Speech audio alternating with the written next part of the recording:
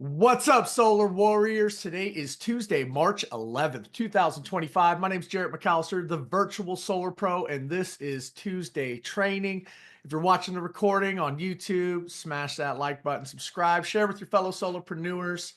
We're going to kick off an amazing training for you this week. But before we do so, I got to check in with my homeboy, co-host, Mr. Jonathan Bernasso. What up, sir? How are you? Hey everyone, happy Tuesday. I'm doing fantastic, working hard from sunny Las Vegas this week. Excited for the Power 4.0 launch. How are you, Jarrett? Living the dream. Can't complain. No, Per things are usual. good, man. Things are good. Yeah, 4.0. How exciting, right? The only constant in life is change. The solar industry is changing. Powur is pivoting, doing some really cool, innovative stuff that I think is going to be absolutely game. It's a game changer. It truly is. Um, as we know, the setter closer model works, and for Powur to open up the floodgates for reps to come in and set quality leads to get them closed into split commissions. Come on now, genius. So love it, love it, love it. Why don't we start off this week like we do every single week, and that's with success stories. So if you've had some success over the past week, maybe it's with the 4.0 model, you have some new reps who have joined at absolutely no cost and have joined For Powur. free? Let's hear about Premium that for model? free. Freemium, freemium. Speaking of Everyone better freemium, have a success story to get someone in for free. My goodness. Carl's got a new ambassador, or if you help, if you closed a deal. I actually, you know what? I'll kick this thing off while you guys are raising your hands and getting in line. But I want to give a shout out to Tier 3 extraordinaire, Mr. Owen Carey, who I tagged on a project last week and that he closed. Check this out. This was for a project in February of 2023, new construction. For those who don't know, in California, we have what's called Title 24. All new construction requires solar these days. So they needed to get solar for the project. He's been having issues with the county trying to get his plans through. Well, like a couple weeks ago, he hits me up. He's like, "Hey, I need to update the address on the plan set. We have an address now." And I was like, "Who is this?" I mean, it's been 2 years. And so he needed to update the plan set. Obviously, a project that we sold 2 years ago is not valid. I mean, equipment, cost, labor, financing, everything has changed in the past 6 months, let alone 2 years from now. And I said, you know what? I don't really have time for this right now. Who do I know that I could lay this on? And so I thought of Owen Carey, who is going to be talking today about this topic, ADU's new construction. Tagged him on the project, which we're able to do here. And then he closed the project last night. So he's going to be handling that. They can now get the plans submitted to the county, start building this home. And then 9, 10 months from now, we'll install the solar. So shout out Owen Carey. I appreciate you, man. Nice. And let that be a lesson. Just because you can close your own project, I have closed hundreds of projects here on the Powur platform. Sometimes you want to leverage the platform, right? Like I'm happy to split a deal with a brother of mine for him to make it happen. That was the quote of the day and the success story. That was it. That was it. So, I think um, I and know then Kurt also, oh, go ahead. I was gonna say shout Jarrett, out to you Jarrett. Andre. Onboarded 3 sellers. Incredible. Great job, Andre. Thank That's you. awesome. How'd you do that, Andre? Give us a few clues. I'm at eXp Realty, so I have 8 real estate agents at my broker. So I've just been telling my real estate agents, hey, before you were only getting $1,000, I'm just going to upgrade your account now to the setter model. It's completely free, and you're going to get half the commission. You just have to come do a certification and learn how to qualify the lead. And everyone's just like, well, yeah, that's a no-brainer. Let's do it. So I only onboarded 3 because I want to take those initial 3 to the March 14th, and then I'll onboard the rest and figure out how to place. I want to give my real estate agents at least one person for them. So I'm trying to figure all that out. So Love yeah. it. Very Fire. nice. Love it. Love it. Love it. Anyone else have something else to share? Bill, I'm staring at you. Oh, Tammy, what do you got? Bill shared last week. He hit his quota. He snuck it in because you weren't here last week. Oh, that's okay. That's Hmm. okay. Tammy, were you going to say something? Did you want to share? Or was that a slip of the unmute? No, it was a slip of the unmute, but good morning, everybody. Good morning. Good morning. Okay, cool. Well, look, we have a really extensive topic to get to. So before we do, let's do some housekeeping. What do we have coming up, Jonathan? There's so much going on right now, guys. Welcome everybody, by the way, especially the new people. So there's lots of trainings at Powur, depending how much you want to get plugged in, how much success you want. So later today at 11 Pacific, there is every Tuesday and Thursday, there's a meeting just to help you change your Sonova projects to a new lender. Okay. For you and your team, if you have Sonova projects, we have to get them across the finish line now. So definitely share and invite the teams. Today at 1 Pacific, the Nevada Market Development Meeting, we're going to be discussing recruiting tips using Powur's 4.0 model. I'll be sharing as well with Colby West, Chris Mitchell, and we're going to be building into the in-person Las Vegas launch down here at 3/18, March 18th at 6 p.m. local time. Of course, you have to be on in 3 days from now for Powur's 4.0 launch. It's virtual at 2 Pacific. And they're going to be doing a deep dive intensive training on the 21st on Powur 4.0. We're targeting an in-person Southern California launch on the 22nd, trying to get that under agreement for the location here the next day or two. So stay tuned for Southern California launch. Building with Bobby. And, just a reminder, attend your market development meetings, read the newsletter, Powur Blitz Boot Camp, Tuesday, Wednesday, Sales Success Lounge. And if you're new, attend Powur On Onboarding Tuesdays, guys. We have all the tools and trainings and meetings to just recruit, build your business, sell, and let Powur and everyone do the rest. It's so beautiful the way it's set up here. And then big announcement, SolarCon this year in Las Vegas You is guys, this is huge. free. April 15th to 17th. I will drop the link in the chat. I don't know if we still get points or not, but it's free. General admission is free.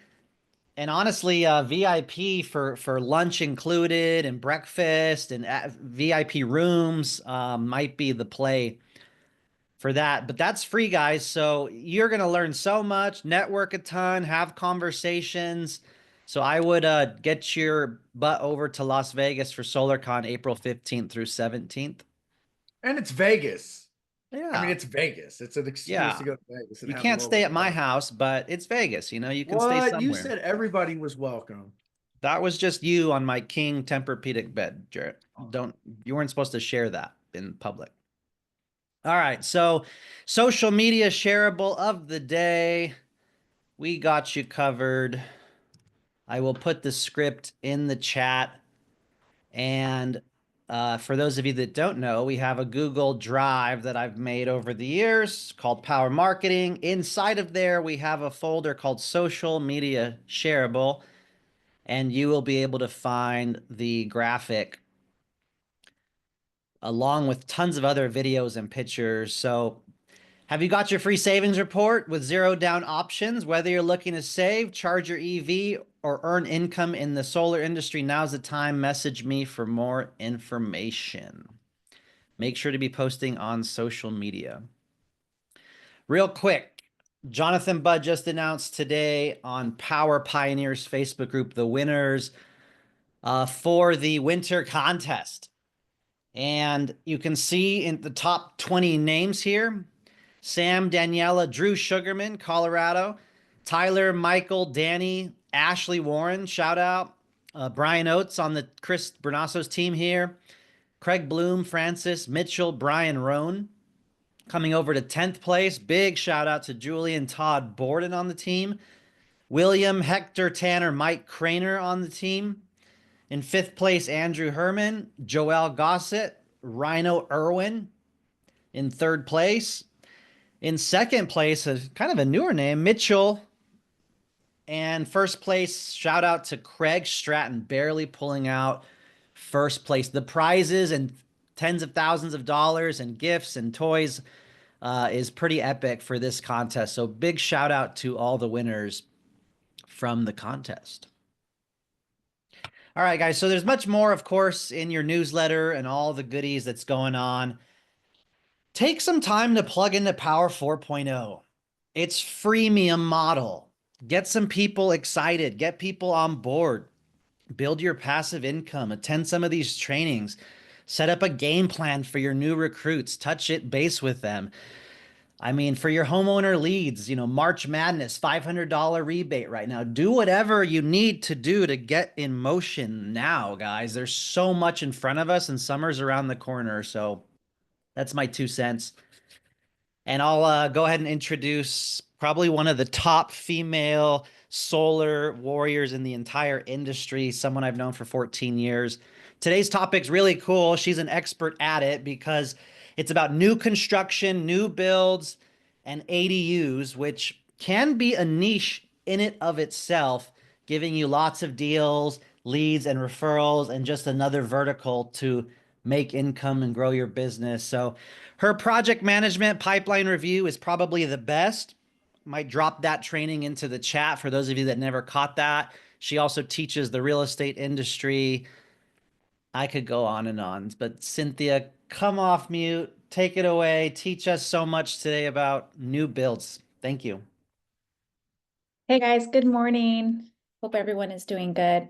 It's so funny. I told the story last time we did this training, but about a year and a half ago, in the middle of NEM 2.0 in California, I got my first few ADU projects, and I was like, I never want to do these. They're such low margins and they're so complicated.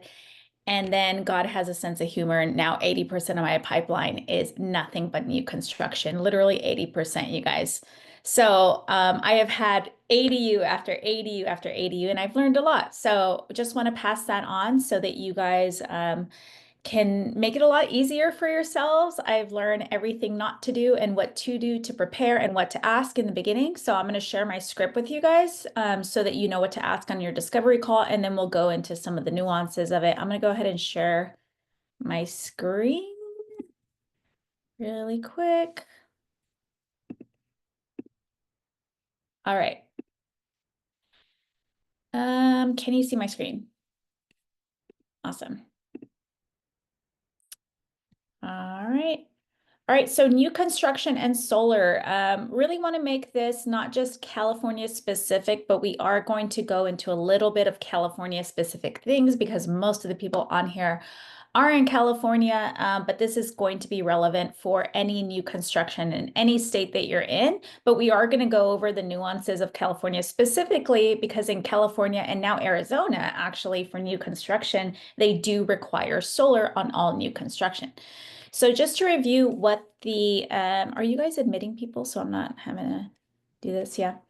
So just to go over hold on, you guys, I'm losing my arrow really quick.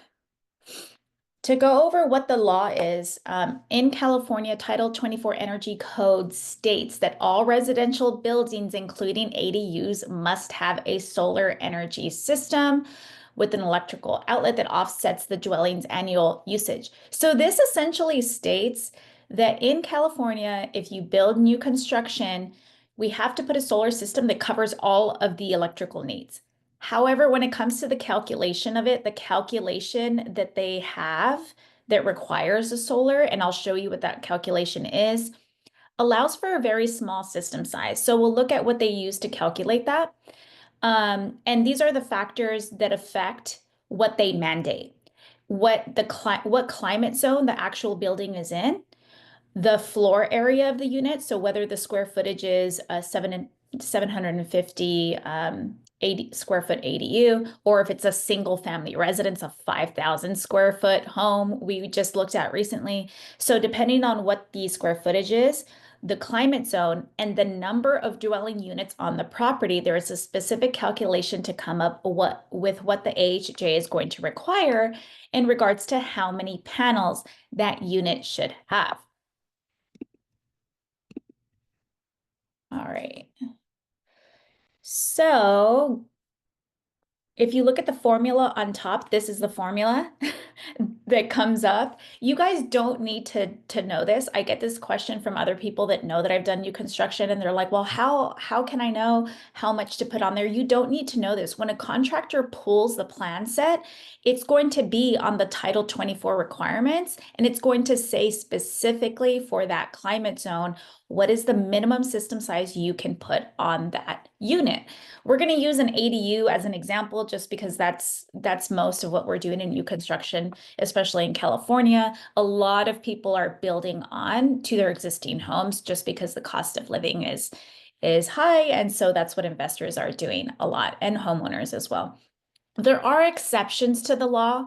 The exceptions state that if there is excessive shading, you might be able to get away with not doing an ADU. But if there is any way to remove that shading, the city's going to give you a really hard time. I've really tried to get around a couple of these because I work with general contractors, and we haven't been able to get away with it, even with excessive shading. But technically, that is written in, just so you know it's there.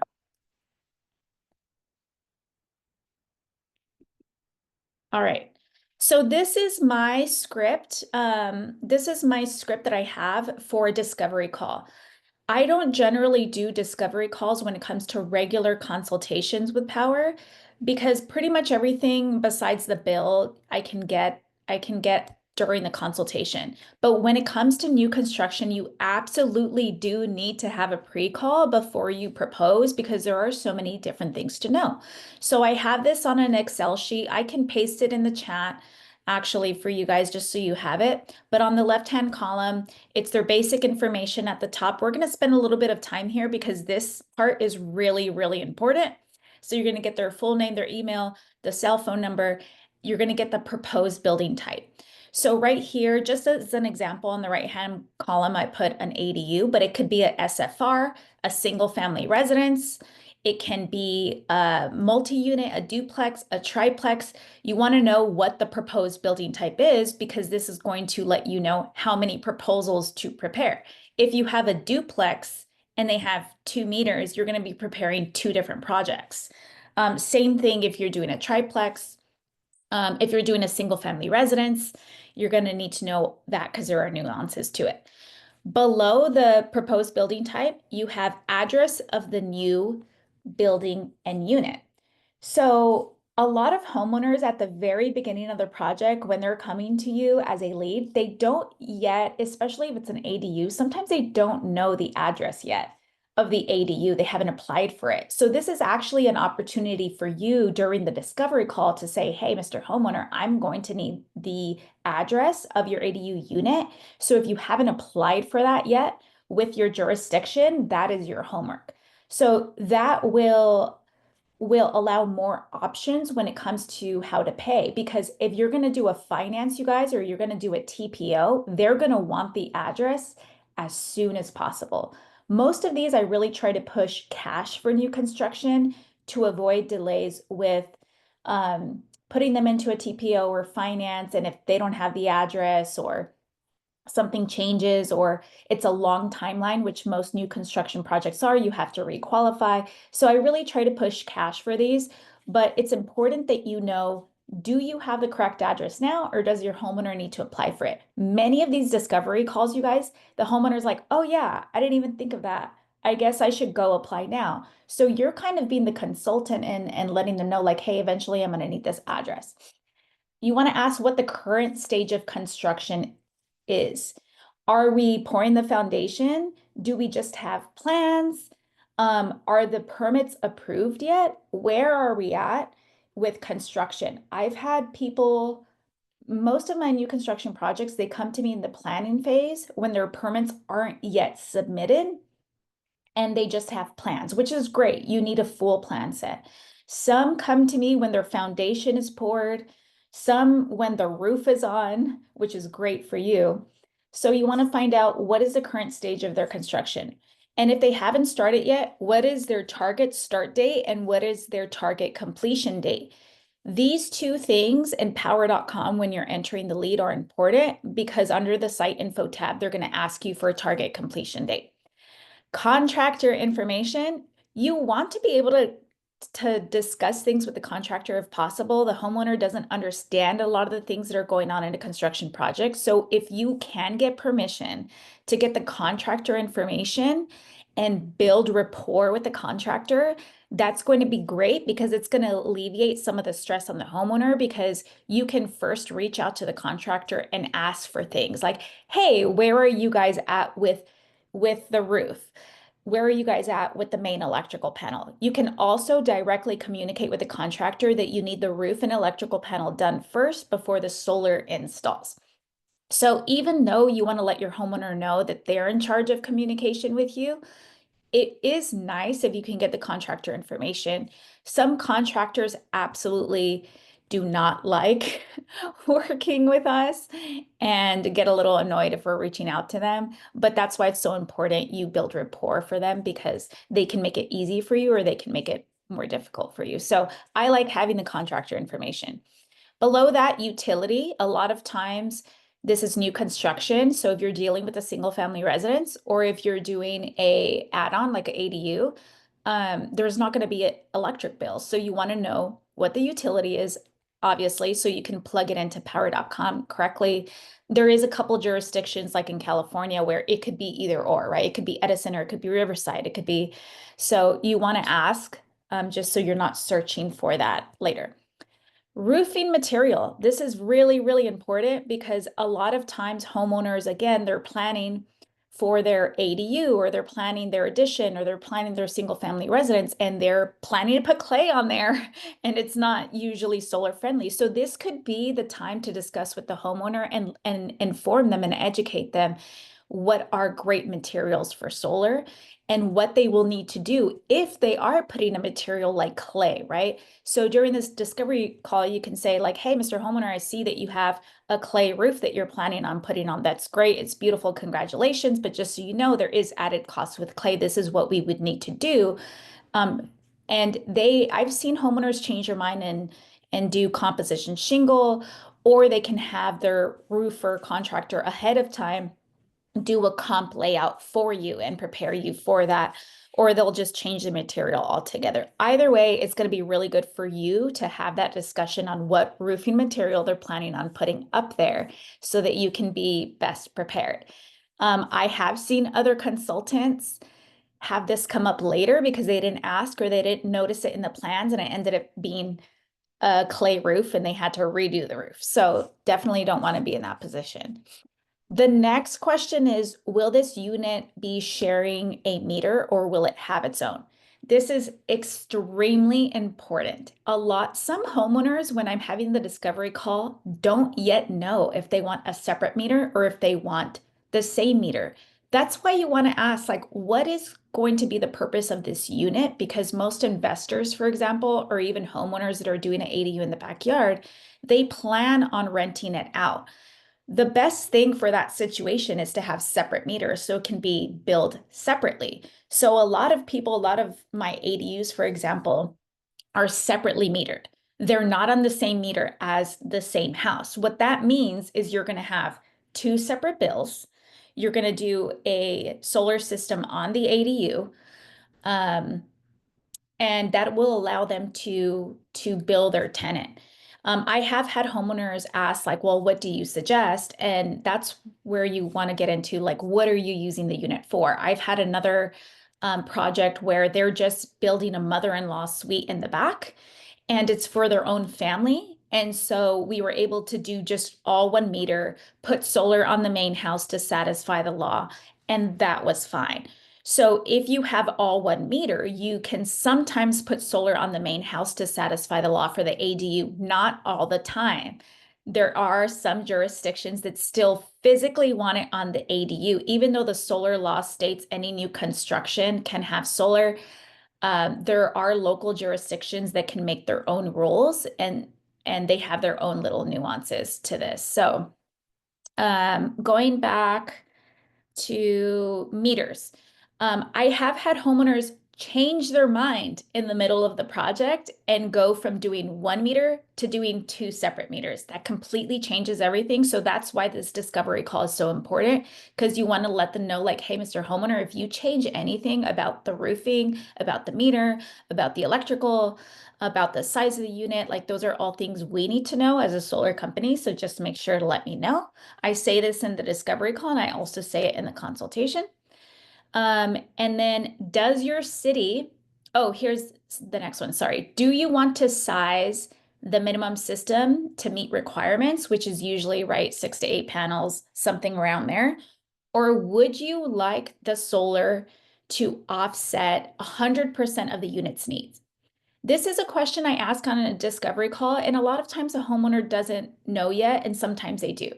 So it's just a good gauge to see where are they at. Have they thought about this? If they're like, I don't know, then at that point you can just say, no worries. I can present you both solutions at the time of the consultation. If you're not sure, I can show you what the minimum size is and how much that would be, and what I would actually recommend to fully offset all of the electrical needs for your solar system.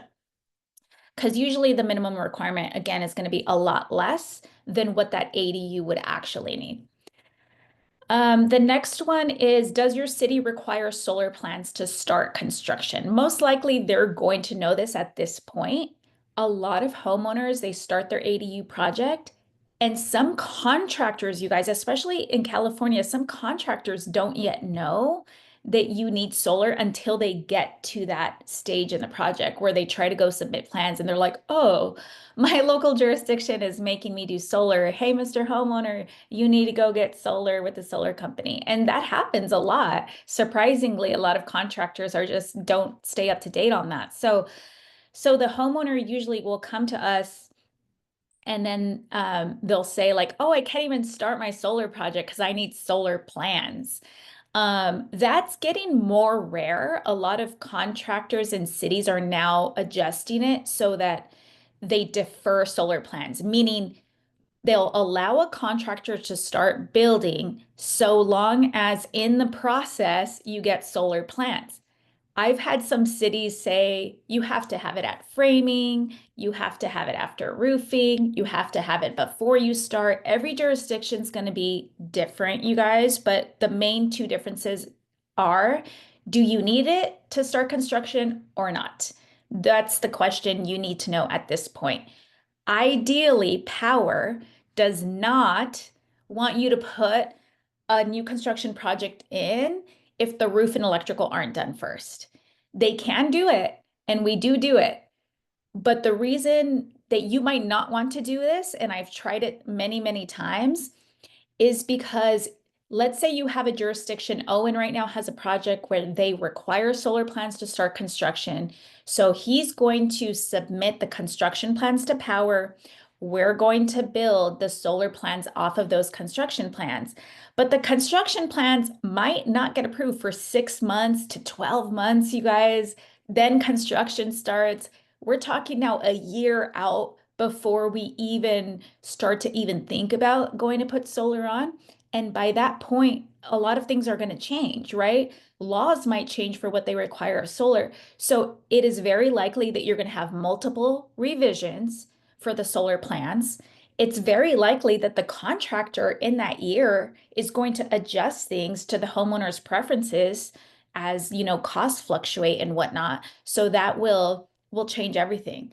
So the reason I mention this is you really do want to see if they require solar plans to start or not. It is better for you. It is better for your wallet. It's better for Powur. If the city does not require solar plans, do not start the project or sign them up until the roof and electrical are done. It's going to hurt the timelines. It's going to hurt your wallet. And let's say you do have a project like Owen, right, where they require solar plans. You need to buffer a little bit extra cost to account for those revisions, to account for the timeline that you're going to be managing that project, right? We're talking 6 months to a year, year and a half. These projects are a lot of the reason why a lot of people don't like them is they are extremely complicated and the margins are typically lower, especially if you're doing an ADU and not like a single family residence. So just plan for extra cost. If they require solar plans, just know it's going to be a longer timeline. And electrical bill. So let's say it is 1 meter. You're on this discovery call. It is 1 meter. You do want to get the bill from the main residence because then you're sizing the solar system for their main house and you're sizing it for the ADU if that's the project you're working on. And then I just have a note here at the bottom, please provide the full plan set if available. You need the full plan set. A lot of homeowners are going to try to just send you snippets sometimes, and I emphasize that I need the plan set because there are several things on the plans that we're looking for, which I'm going to show you guys in a moment. So make sure, and they always ask, are you sure it's like 20 pages? I'm like, yep, I want to see it all. So just make sure you get that as soon as possible. You're going to need the plans to even draw the design, to propose them, to show them the options. So I'll show you that. So these are a few things. I'm gonna press escape here and try to minimize this really quick because that's getting in the way. 1 second. All right, so when you're reviewing plans, these are a few things you want to look for. On usually page 1 or page 2, you'll have the project scope and it gives you the sheet index. So it tells you where all of your things are, right? Where's the floor plan? Where are the roof plans? Where's the elevation? The elevations are going to show you the pitch of the roof. That's going to be important for our design team when they're creating a proposal for you. And then at the bottom of the page 1 scope screenshot, you can see where it says scope of work. Number 1, we're proposing a new ADU. It's 748 square feet. We're proposing a car garage. We're proposing a new front porch. So that is the full scope.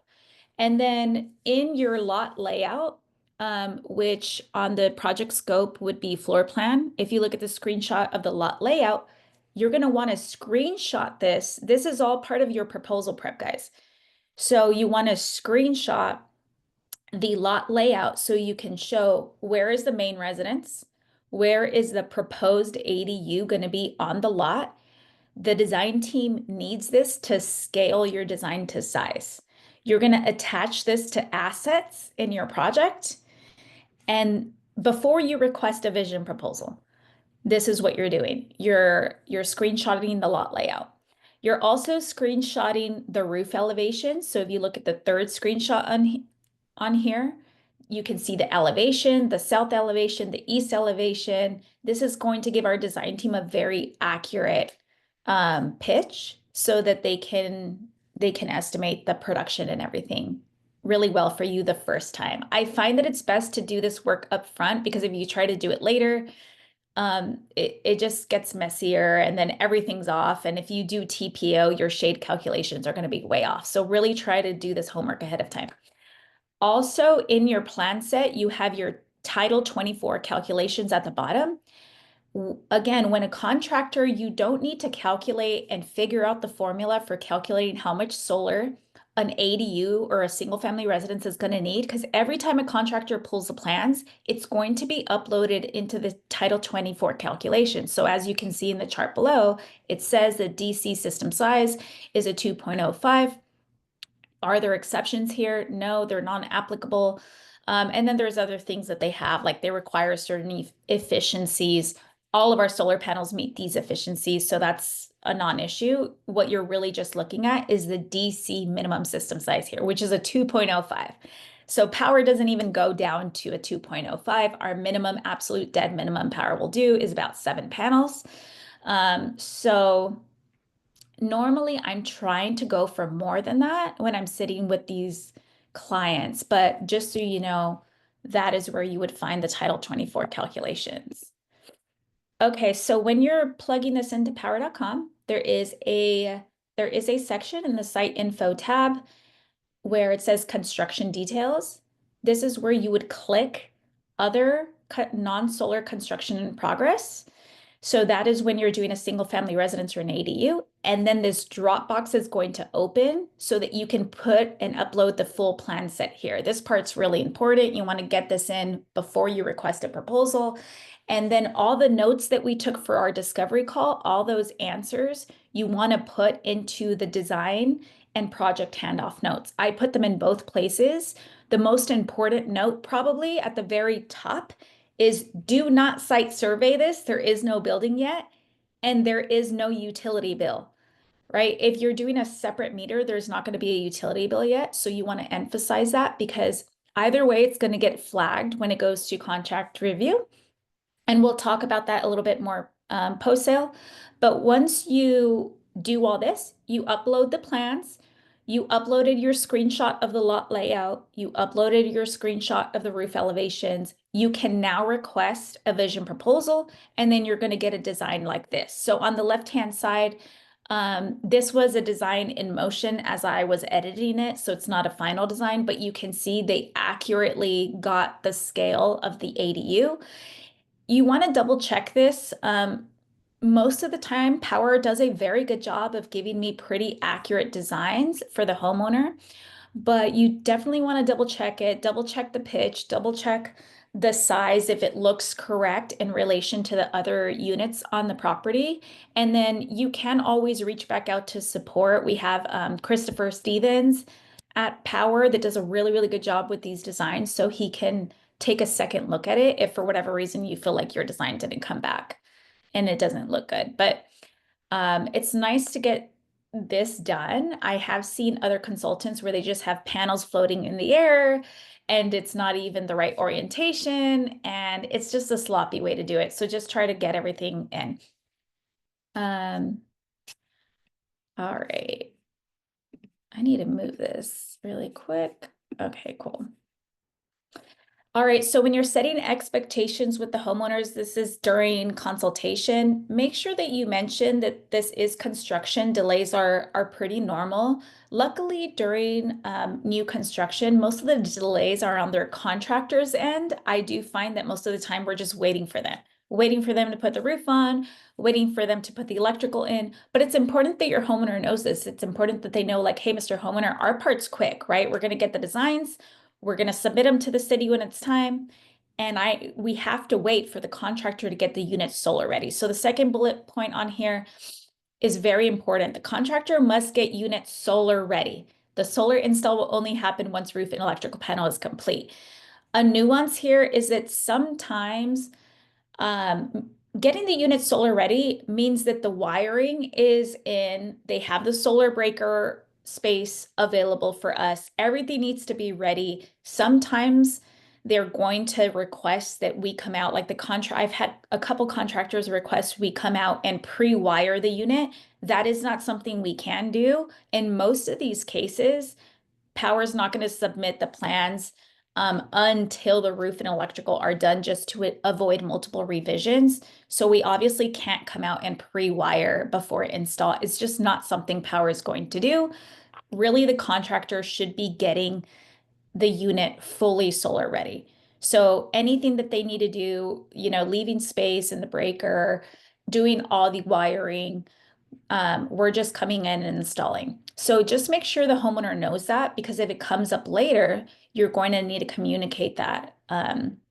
If we are trenching, normally contractors might, like if they're doing 2 separate meters, they might trench from the main house to the ADU. And if that's the case, normally they have trenching open. Just make sure to communicate with the contractor that he's going to need to lay conduit for the solar wiring, if that is the case, if they are doing trenching. So again, that's all part of just making sure it is completely solar install ready. We touched on this, plan revisions on contractor side and the solar side. A lot of these homeowners that are adding like an ADU, for example, have never done an ADU before. It's their first construction project, and they're like, oh my gosh, my contractor, right? My contractor is taking so long. It's been 3 months. And And I kind of find myself in the position of letting them know, like, hey, this is quite normal. You know, it's very normal for contractors to have revisions on their end, to have delays. It's totally fine. So I end up finding myself in the position where me and the contractor are working together to really keep the homeowner happy. It's just a part of their experience. And if the homeowner is happy, they're going to be less frustrated with yourself. And so I end up really trying to just, again, create like a positive environment for my contractor and just like reassure them that their contractor is doing everything they can. Post-install delays due to meter drop. So after we get to the point where we're installing the solar system, sometimes the meter drop is not going to happen until after. This is another thing I try to tell my homeowner in the beginning, to make sure that they plan on setting up service with their utility, because we need to have a meter number and an account number eventually to apply for the interconnection application. In California, for example, going on to the next bullet point, net metering in California will change the entire property to net metering billing. So even if they're doing a separate meter and you're working on an ADU, this is your chance during the consultation to be like, hey, Mr. Homeowner, since I'm putting solar on your ADU, it actually is going to be better if we do your house as well, because your whole property is going to change to net metering. The one thing I will say here, you guys, is when I've tried to sell both, I have had the homeowner get overwhelmed with all the projects because the costs get really high. So a best practice of mine now is to wait, to just plant seeds and wait until the ADU is done and then go after the main house. That's just working better for me, just because the new construction process is extremely stressful on the homeowner. Costs end up getting a lot higher than they planned. They end up getting a little overwhelmed. And so I just find that it's best that if you are going after the main house, in my experience, I try to wait until the ADU project is done and I just plant seeds throughout. Like, hey, after your ADU, we're going to take a look at your main house because your whole property is converting to solar. That's a California thing.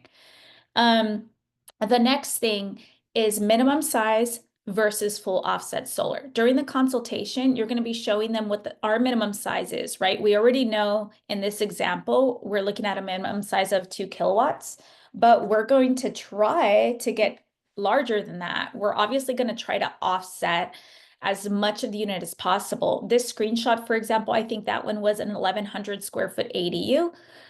We ended up putting 20 plus panels on that unit because she decided to go for a full offset, and she was doing electrical appliances. So this would be your time to discuss with the homeowner, like, hey, I can do the bare minimum just to get you past the law, or I can really set up this unit to make sure that it's fully solar. What do you prefer? They might not know. Show them both options. I have had homeowners in California say, I don't care. I don't want a battery on it. I don't care about the panels. Just do the absolute dead minimum. Get me past this solar law. So you'll know after talking to your homeowner which one they are. Just always let them know that you can always revert to a minimum system size. Again, during the process, I find a lot of homeowners get overwhelmed with the cost of everything. And just let them know there are different options and they can change during their project if they really need to. The next one is financing available different. And financing is available anytime. Normally, these projects start off as cash, and costs change a lot for the homeowner. They get stressed out. They take out loans. I have several of these homeowners that actually qualified for a solar loan and then mid-project took out loans for their new construction and now no longer qualify for their solar loan. So now we're looking at different finance options. This happens. That's why cash is king when it comes to these new construction. But make sure to let your homeowners know that there are different options. We can do zero down financing, right? They can change at any time. That has been an important talk track during these new construction projects for myself. The tax credit. So the federal tax credit, just for us to know, obviously don't give tax advice ever. Always have them consult with their advisor. But a lot of these homeowners that are doing like an ADU, for example, they're doing it to rent it out and they're not occupying the property. Technically, the investment tax credit, the solar tax credit, is for owner occupied units, which would not qualify if you're renting it out. So just plant that seed to just talk to their tax advisor, because I have had people think that they were going to get it.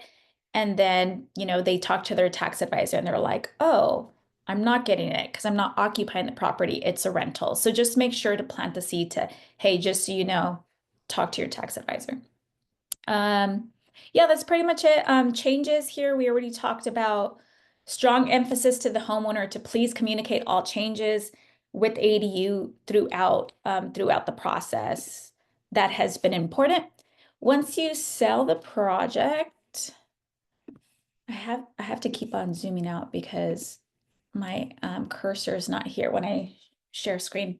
So post sale, again, once you sell it, you are going to get the UB flag from contract review. Just make sure as soon as you sign it to just let the PM and power support know that this is new construction. If there is no bill, since you're doing dual meters, for example, that would be the point where obviously you have no bill, you have no account number, you have no meter number. You want to let them know that you don't have that yet. And then you want to try to stop the site survey, second bullet point. So I always have to try to stop the site survey. They've been going so fast lately that this has been pretty important for me to communicate in several areas in the project handoff notes, also a ticket to the PM to just make sure and confirm that they saw there is no building yet. Please do not contact the homeowner and try to site survey it. They've been really fast lately, which is great for us. But I'm finding that you do need a little extra legwork here just to make sure they got the message. And if the unit address isn't final, you guys, if your homeowner has not applied for their final unit address, this is homework for the homeowner. This is going to be something that you need to follow up on because you don't want to be doing post-install contract revisions with the finance company because you forgot to give them the new address once the homeowner got it. And I have seen that happen a lot of times. So just make sure that if you have follow-up items, you're noting that somewhere and you're actually going back and asking for that. And yeah, go back for the main house after the project. If you didn't sell it at the initial one, if you're doing an ADU project and a main house, always want to go back for the main house, let them know. And then with these, I do find that a project closeout Zoom or call is a must. Normally, because these projects are spanning 3 months, 6 months to a year, the homeowner is going to forget a lot of what you discussed. Normally, they had a lot of aches and pains throughout the construction process with their contractor and maybe even with solar as well. So you definitely want to do a project closeout call or Zoom. I do this with every single customer. I make sure that they know who to call. I make sure that they know if they're responsible for their monitoring or not, or is Powur responsible. We go over their warranties. We go over their system. I've had homeowners forget that they went with the minimum system and they're like, why is my tenant getting a bill, right? So you want to do the project closeout Zoom and just remind them like, hey, Mr. Homeowner, like you went with the minimum system. This is your monitoring app. This is who you call if you need anything. And it just puts a really nice bow on your project, especially because these are long projects. And if you could imagine when our regular customers after 3 months forget things from the consultations, these new construction projects absolutely do forget things as well. So that is pretty much what I have. There was one thing I wanted to mention. I forgot what it was. But if there are any questions in the chat, maybe we can get to those. They will switch the entire property over to net metering, even if the ADU is on a separate meter. Yes, they will. That's a California thing. That is not every state. Even if it's a separate meter, the whole property, the whole account, because it's all under one account. Even though you'll have 2 separate bills, it's all on one, like Edison account, for example. The whole property is going to be switched over to net metering billing. What if there's a name on one account and name on another? I get if it's the same account, but No, one account is one name. One account is one name. It can have 2 separate. right, 2 meters. You're talking but- about 2 But separate accounts. could the ADU have the tenant's name and could the main house have the owner's name? Yes, and either way, the entire property will be converted to net metering 3 billing. Wow. Interesting. That was an NEM 3.0 rule. We can double check that, but Yeah. I'm almost Oh, 100% that's certain. tough. I could be wrong. Edward, question? Hey, wouldn't it have to be on the whoever owns the property's name? The Yes. utility bill? Yeah, well, you're saying two different names, like the main house and then the ADU. Wouldn't the So, ADU have to be on the property owner's name? No, so what not if they're it's a talking, different. Yeah, go ahead. sorry, what Jonathan and Jarrett were talking about, you can have a utility bill under someone else's name. So like in the Oh. case where there's a main house and an ADU, you can, and I would suggest to my landlords to put their tenant's name on Correct. the ADU bill. But the solar contract has to be in the owner's name. The owner's name. Oh, it's the bill. Yeah, you're renting the property, so the renter pays the bill. I got you. Thank you. Right. Initially, it's going to be on the owner's name, right? Because they're establishing the ADU, the tenant's not usually there yet. So initially, that's not something you're even going to worry about because they're going to apply for it. It's going to be under their name. And then when they eventually rent out that property, then they're going to transfer the Edison account over to their tenant. Gotcha. Thank you. Great presentation. Yeah. All right, you guys, this is why you tag Cynthia on all your new construction projects. I don't know about you, but like I said, I've done hundreds of projects. It's not my favorite thing to do, but we have experts here at Powur that will happily do this for you and split the commission. Just set it up. She'll knock it out the park. We have Cynthia, Owen does it. We have a few others. I've done it before. I personally don't like doing it, so I'm going to leverage the platform. You guys give some serious love to Cynthia in the chat. Claps all around. Like that was phenomenal. Thank you so much. I think Bill said that's why you are the queen of solar. We love you so much, Cynthia. Thank you. Thanks, Great. guys. Jarrett, I want to step in for my like 2 minutes so I can get the same grade as Cynthia on the group project. Yeah, it's not. Yeah, it's But, not gonna happen. Yeah, good job, Cynthia. I really appreciate you stepping in. I was pretty busy doing some project cleanup, but so Yeah. Well, this is why you tag Cynthia, not Owen, on these projects. No, great job. Does anybody have any last final questions? I do have a hard out here in about 5 minutes. So if you have something, one last thing you'd like to say or a quick question about this process, now is your time. hey, Otherwise, one thing of advice I'd say on this too is when I meet clients that are in these scenarios, solar can kind of become a unsought thing that's feeling forced on them. Is, ask the question, is this something where we're just trying to check a box, or is this something where you like, what's your experience with solar? If they're willing to explore it and add batteries and do other things, if you're just going to come in and try to add on, they might be getting that from 10 different contractors at that point. So just don't come off like salesy, come off as a resource of, hey, I can get this box checked for you. And then we can also make changes down the road if you want to add more panels, add a battery before we get to the final scope of construction here. So, if you want to find a way to get in with these people, don't just be the person trying to sell them the Lamborghini. Yeah, always, in my experience, it's been better to sell the minimum system size than to try to oversell it because you do end up losing to other contractors.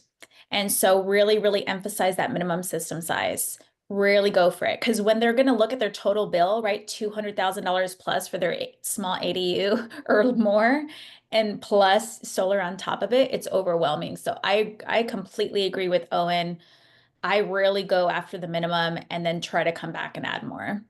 Right. yeah, and something that's going to play into that is why are they building this ADU? Is it because mom is moving in with them and it's going to be on the same meter and hey, it could potentially offset? In that case, you could probably put the solar on the main house and feed both because it's 1 meter and it'll satisfy that Title 24. But In if they're most, doing this, most jurisdictions, not all yeah, jurisdictions. correct. But if they're doing this because they're looking for cash flow and they want to have a rental, most people don't want to pay out, 20, 30, $40,000 for a project just to save their tenants money in the future. They are trying to check off a box. They're going for the minimum, do what, help them out with that. So, with that said, Cynthia, as always, thank you so much gracing us with your knowledge and your presence here. Incredible stuff. This recording will be up on YouTube. You can catch it later, share it with your team. And with that said, we're going to wrap this up. Jonathan, any final words before I end this recording?